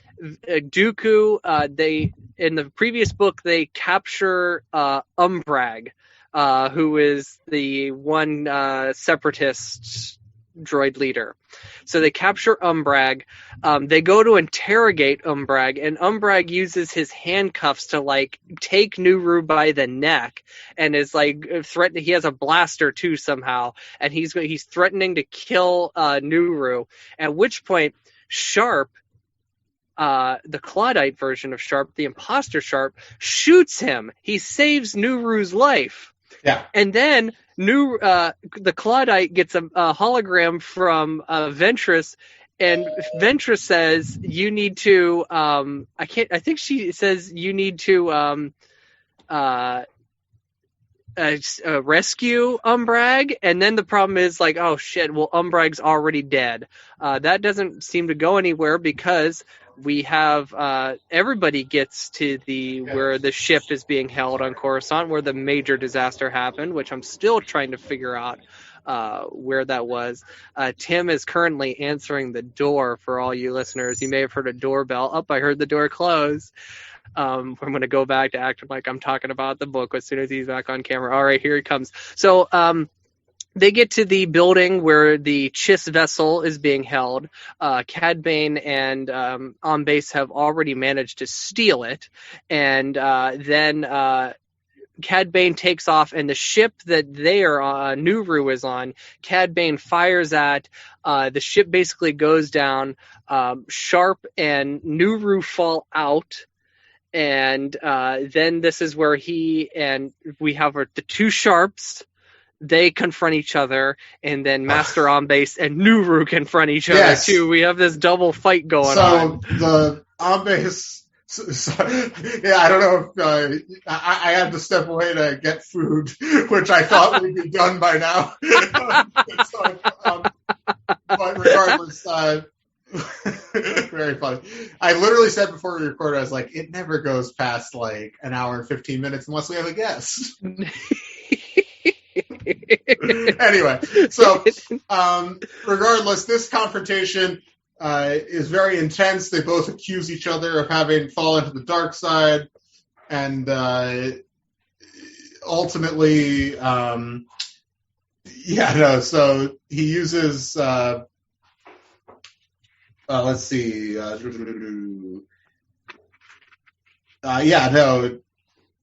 he engages, this is good for the Wikipedia page. The Master used the Force to take his lightsaber back and engage in a short duel with his Padawan. But eventually, like, he talks him down, and Ambase like collapses from, I guess, the weight of all the guilt. And he gets hit on the head, I want to say. So he gets whacked on the head somehow. I can't remember how he gets whacked on the head. And later, Ambase, we'll get into this later, but Ambase later admits to Nuru that he would have killed Nuru. Oh yeah, that's when they visit him in the hospital. Yeah. And how does the other fight go? The Sharp fight? Okay, Sharp and the Claudite fall through a skylight, and they Sharp lands on him and kills the Claudite. Dies. So there's that. Also, on base at one point, Cleaver, who our battle droid, our modified battle droid Cleaver boy, shows up, and on base kills Cleaver. So this is like one of the major deaths of the book, right? Is that like Cleaver, it's like, no, Cleaver. That happens, and then they have this the fight. Ambase gets knocked out. Then we have the wrap up where Lalo saves them, I think, somehow. Lalo shows up in the ship. Shows up, the Harpy or whatever shows up, but she saves them. So the big wrap up is basically a few scenes. One, Nuru and Yoda meet with Sheev, and Sheev is like, this Nuru kid is incredible. Like, he should be a leader. This 13-year-old should be a general. Like, I know, classic Sheev. I'm not gonna tell you to do it, Master Yoda, but like, I think he's really amazing. I wouldn't say just any 13-year-old, but this 13-year-old, absolutely. And so that happens. Nuru's like, well, I would do it if I was asked, but like, I don't know. Then he goes to visit Master Ambase. This is like a week later, and Ambase tells him what you said, that he admits that he thinks he would have killed him. Like, he thinks he was so consumed by the dark side in that moment. And Nuru's like, yeah, but you didn't. So, but he's like, yeah, but that means I can't be a Jedi anymore. And he's leaving the Order, and he's going to go live with his brother. So that's the end of Master Ambase. And then we come back to a scene with the Breakout Squad. They're all hanging out, busting each other's balls. Sharp is like, I can't believe any of you thought that fucking Claudite was me. Like, come on. What are you talking about? I'm Sharp. That guy, it was nothing like me. And then one of them was like, I thought something was up with him. And everybody's like, you didn't think anything. Like, get the fuck out of here. Blah, blah, blah. And Lalo and Chatterbox are flirting it up with Storm again. And they talk about their plan with Cad Bane and all that shit. And then Nuru shows up and is like, yeah, I'm apparently the Emperor wants me to be the head of this, but we'll have to get the Council's approval first. And then right at that moment, they get a call from Yoda, and Yoda's just like, you gotta go on a mission. And like, basically that's how it ends, is like Yoda caving to Sheev again. So, mistake, Yoda, mistake.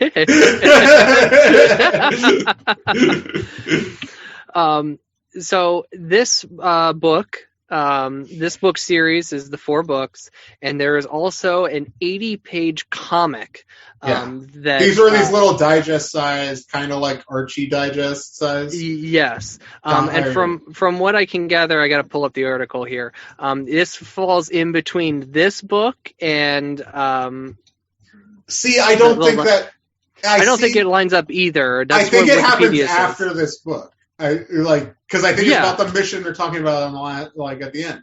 And I think there's also like a recap, because when I search a lot of if I search photos or stuff, or whenever you're looking at like Nuru's Wikipedia article, there's like images from stuff that happens in these books. So, and it has to come from this comic book. And by the way, we made a lot of jokes about Jizz last time.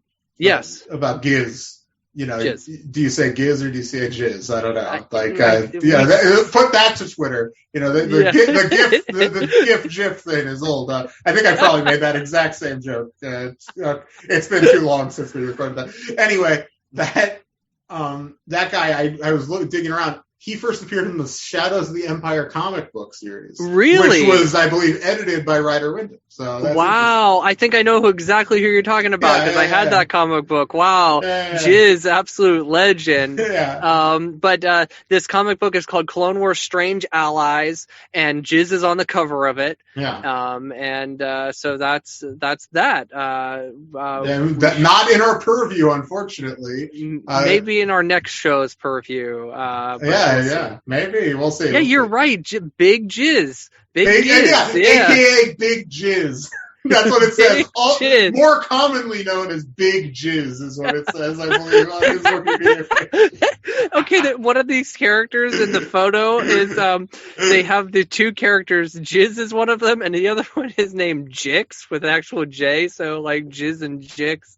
So it's Giz and Jix, really. Giz and Jix. That's so funny that they've like tied these characters together. That's cool. Into the same character. That is. This is nearly. This came out in 2012, so this is one of the last. This is like in the last stretch of Legends material. Right. Although it's also, as a Clone Wars tie-in, that's like a nebulous kind of Legends material. But right.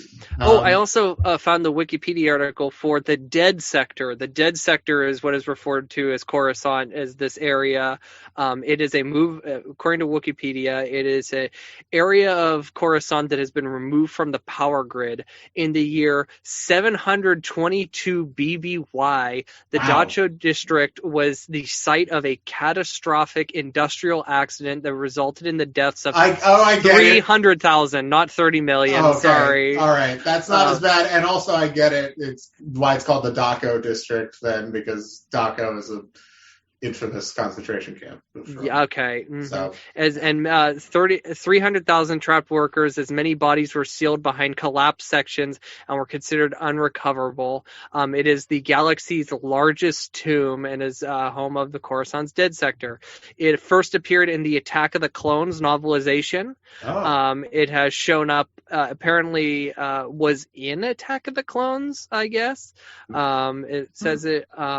There is a photo of it. It's just like, so they just like fly over it or something? Yeah, I guess so. There's also in an episode of Clone Wars, Sacrifice.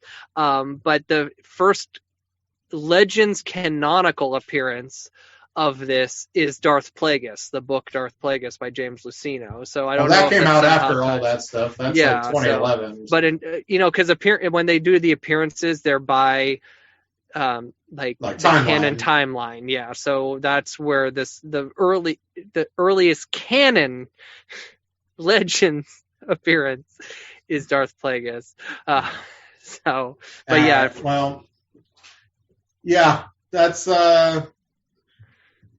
so this series, let's talk a little overall. Okay, I do want to talk about this. Yeah. Because I have some questions. Oh, okay. Okay. You're coming in hot. Okay. Okay, I did write some notes, and my first note is that this series is built on lies, deceptions, every day more lies, because everybody is being deceived in this book. Okay, first question: what is the Chiss key, and who is the Guardian? Yeah, I hadn't thought of that. That title makes no fucking sense. Yeah, I know. Okay, next question. All right. The pod. We got some major revelation about the pod Sure. that Nuru was found in. We don't learn that. What's the significance? We don't learn about the pod. We're left on the question. Oh, did we bring up that Varin isn't dead either? Oh yeah, I completely forgot about that. She's not dead, and she's working with Palpatine. Yes, and she goes to Palpatine and she says, "I think there's somebody evil stirring this whole thing." And Palpatine's like, "All of this is duly noted, and I hope we can work together in the future." You know, well, no, she said. She said that, and he's like, "You don't really believe that, do you?" In like an insinuous way. So she was like, "Oh, it's you," and she was like, "I guess I don't." So she knows basically, and she's like, he's like, "I want to make an alliance with the Ascendancy," and she's just like, "Call me when your civil war is done."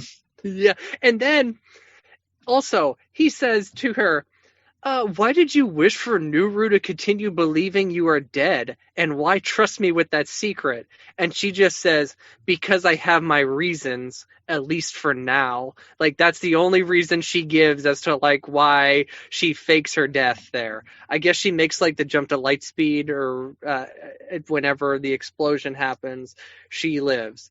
Okay, my next question is, this is the big one. What is Sheev's whole plan here? Was it just to corrupt a Jedi and make a warrior of another Jedi in order to make this alliance with the Chiss? Do you think that Sheev, in his grand evil wisdom, perhaps was trying to groom other young Jedi in case Anakin doesn't work out? That could be. That very well could be. Yeah. You know, Anakin's... Because, who knows? Anakin is surrounded by, Obi-Wan Kenobi. Like, it didn't have to go that way with Anakin. So was he did he have contingency plans? Oh, he always had contingency plans because he always had a new apprentice in the wings. So he might have been trying to Anakin might have been one of a few that he was working on. Yeah. Oh, very well could be. And maybe Nuru was another one. He's just like, Ventress is in the background too, in case Dooku goes down. So there's always those people in the background. Here's my thinking with Sheev. Let's talk about the sequel trilogy for a minute and Sheev's involvement in this, because when it comes to Kylo Ren, what happens with Kylo Ren here? Kylo Ren loses his faith in his uncle. Kylo Ren turns to the dark side, and what does he do? He goes to a private school where he's embraced as the cool kid, the First Order being the private school. And, and you got this principal here, Snoke, and you know what? One day Kylo Ren's like, "I'm too fucking cool for this school. I'm killing this dude." He kills him, and then he takes over the whole school. But then he takes over, and he's like, "You know what? I don't care about any of this. I have no purpose in taking I gotta be the superintendent. I can't just be the principal." Yeah. And this is where Sheev comes in. Sheev's like, "Well, I sent you to private school." And it's like, and then, you get that moment where Kylo is like, "Well, what can you offer me?" And Sheev goes, "Everything." And I say that to myself all the time. Yeah, Sheev is like, "You know what? I'm always going to be the superintendent of evil." So it's you're never coming for me. Yeah, and at that point, that's when it's just like, well, the most punk rock, cool high school kid thing for me to do is to not kill the superintendent, but become good at the same time. I guess, I don't know, but. Oh man! Because it's get away depressing. All right. So this series in general, I was pretty happy with it. I agree. Some of the weird that title, I hadn't thought that title is so weird. But that makes as much sense as us watching Playing with Fire. To tell you. Yes, it does. So yeah, I would say though this book was a fine enough conclusion. I don't think it's my favorite book is probably the second one where we met Viren for the first time. That was probably my favorite. Yes, Curse of the Black Hole Pirates. Yeah. Great episode on her. But And then this, but yeah, this is still really strong. Like, this is a strong series. I'd give this book like an 8 out of 10 and probably give the series an 8 out of 10 overall. I agree. This is an 8 out of 10 book. Like I said, there's just some questions things that don't necessarily get wrapped up. And granted, the Clone Wars doesn't end either. So, Sheev continues to stir the pot here. So I give this series overall an 8 out of 10 too. Going into this last leg of the show, we were just kind of down on Servants of the Empire. We were down on this book series. I'm happy though. And we've been pleasantly surprised by Servants of the Empire, I think, is Servants of the maybe the best thing we've read for this show. I don't want to say it's definitely the most like complete thing. Because the Jude thing is so sweeping. The Jude thing is so large, but if you take it by the sections of, Jedi Apprentice has its highs and its lows. It has its ups and downs. Yeah. As a whole, it's fantastic. As bit by bit, it's hit or miss. Yeah. Servants of the Empire, though, it hits, and then it hits, and then it jackpots, and then it jackpots again. It goes straight to the moon, baby. Yeah. That's like a fantastic. I love Servants of the Empire. So, speaking of Jude, you mentioned her. Next week, we will be covering the first book in the Rebel Force series titled Target, which is written by Alex Wheeler, a.k.a. Jude Watson, a.k.a. Judy Blundell. This is our first Star Wars book that we've read of hers basically all season, other than the Leia one, the Leia Journal. So I'm very excited. This is a 6-book series, takes place after A New Hope. Are you pumped? I'm pumped. I'm so pumped to see how she handles Luke, Leia, and Han. I'm so excited. I'm so excited for that. I honestly we talked about how we're a little burnt out, but this is getting me revved up, and we're heading into the home stretch, people. Okay. We got this and a couple other episodes. And here's the thing too. I've had this spoiled for me. I think you've had this spoiled for you too. But the way that Last of the Jedi ends with Ferris Olin being the one who is put in charge of watching over Leia, he is so in this storyline, Ferris is still out there. Where was Ferris when Leia got captured by the Empire? What was he doing there? So I can't wait. I have had no spoilers, although I'm now guessing spoilers. But I would assume he'd come back. So that's yeah. Oh well, we'll see. We'll see. I'm excited. It's very exciting. Rebel Force. I got all 6 books here stacked up. So we got these, and we got. Look at the backs of those books. Yeah. Is there not on the back of the one book a Jedi who looks exactly like Jason Alexander with long hair? Let's see. Oh my God! Yes, it is Jason Alexander. I watched an episode of that new Apple TV Plus Jon Stewart show, which is pretty good. And there was a sketch where Jason Alexander played Bezos. It was so fucking funny. I really liked it. That was good. It was solid. Check out that sketch. It's pretty funny. All right, so yeah. Should we announce what we're doing next week? Is it Rebel Force? No. Before we talk about the book. Target. There is Peter Bogdanovich's Targets, which starring Boris Karloff, that our friend / foe of the show has been trying to get us to watch for 10 years. Maybe we should do that. I would do that. Maybe we should. Maybe we can. Why don't we do that plus what we already had planned? We talked for an hour about bullshit. Well, if we do that, okay, should we have him on the show then? Maybe. I'll talk to him. Okay. If we don't do it next week, we will do that. And I want to have him on the show before the end of the show. So, on a real episode. I mean, that's the ideal thing to do with that book. All right, we'll reveal what we have planned here. Yeah. This is all on you, I want to say. A friend of the show who won't be on the show, Dan, not Dan May, other Dan who we are constantly alluding to. He sent me this thing. All right, there's this hilarious Facebook group called the Fabiche Factor, and there's just the shittiest movie opinions there. And some dude on the Fabiche Factor, okay, can I give a little background on the Fabiche? Yes, please. Because please talk about the Fabiche. We gotta make sure. I gotta tell Franco to listen to the end of this episode. Yeah, you gotta listen to the end. All right, so I a long time ago on Facebook, when I was much more active on Facebook. Oh! By the way, not to reveal this on the show, but Franco is off social media, so you either have to contact him via text or on Letterboxd. Letterboxd is the only social media he's using right now. He's been commenting on my stuff left and right. That's fair. I understand. Okay, I'll let you know. Thank you for letting me know. Yeah. Okay. Anyway, back in the day when I was Factor. more active on Facebook, I was a member of this movie group. I don't even really know how I got there. This is how we met Franco. He was also on and it's run by a guy who I won't.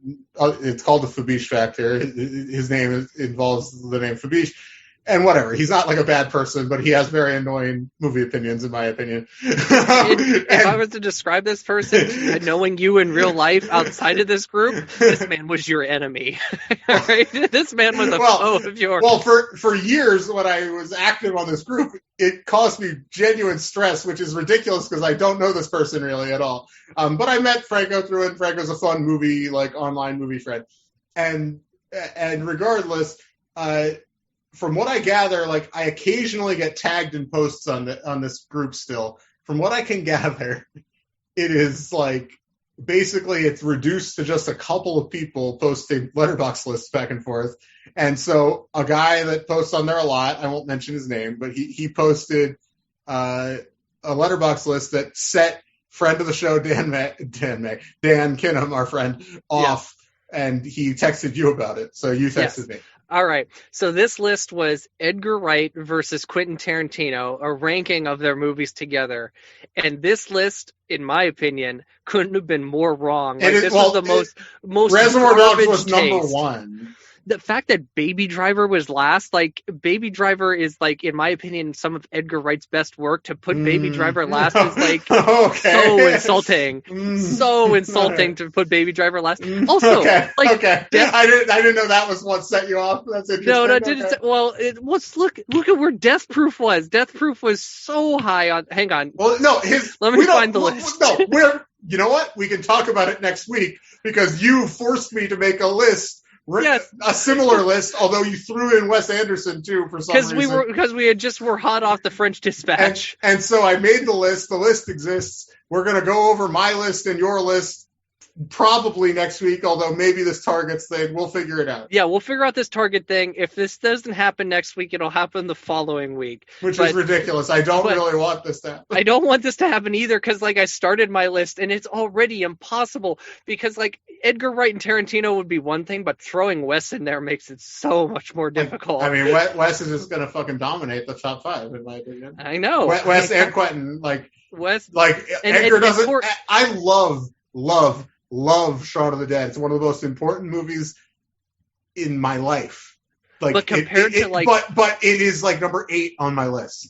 Yeah, I know. I'm like, sorry. Like, anyway, whatever. We'll talk about it next week. And I wrote about it on Letterboxd too. How like a lot of people are too embarrassed to talk about like quote unquote basic directors. They need to relax, in my opinion. You know what I mean? Like, yeah, like I don't know. A lot of like people like in our position that are like have watched lots of movies and we care a lot about movies are like too embarrassed to be like this thing that I started liking when I was a teenager. I'm so embarrassed. It's like, or you just hate yourself when you were a teenager. It doesn't affect those movies. Mm-hmm. Anyway. I think something we need to, for this list, though. This is crazy. No, because this list is nuts. We cannot, like, obviously take making the list seriously, but as we're going through our list, like, we just gotta take each other's opinions I agree. and accept them. Hey, when you said the Baby Driver thing, as if it was insane that it was last, I just went, see, It's not. there's no way to me that Baby Driver, like that Scott Pilgrim versus the World, is better than Baby Driver. It is definitely. We'll talk. Okay. I'm not mad, but I disagree. It's clearly better, but okay. What, you think Scott Pilgrim is better than Baby Driver? Yes, absolutely. I think it's better. Oh my god, we're gonna have a near. I think our Edgar Wright. I think the Edgar Wright part.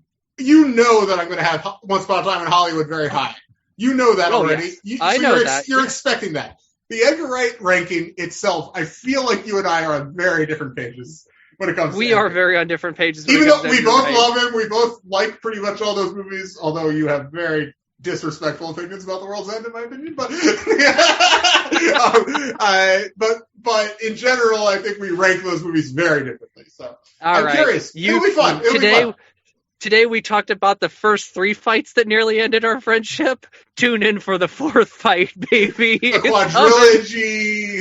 quadrilogy. All right. This episode is now at, I think, around 2 hours, which is absolutely crazy. So we're going to wrap up next week. Our supersized Saturday edition of Padawan Library. Hey, it's been 2 weeks. We missed 2 Fridays in a row. You guys earned it. You earned this great episode. Until the books are due back. The library is closed. Padawan Library is hosted and produced by Tim May and Levi Peretic. It is edited by Tim May. Our theme song is by The Astral Project. Our artwork is by Freddie Funbuns. Padawan Library is copyright 2021. Tim May and Levi Peretic. All rights reserved.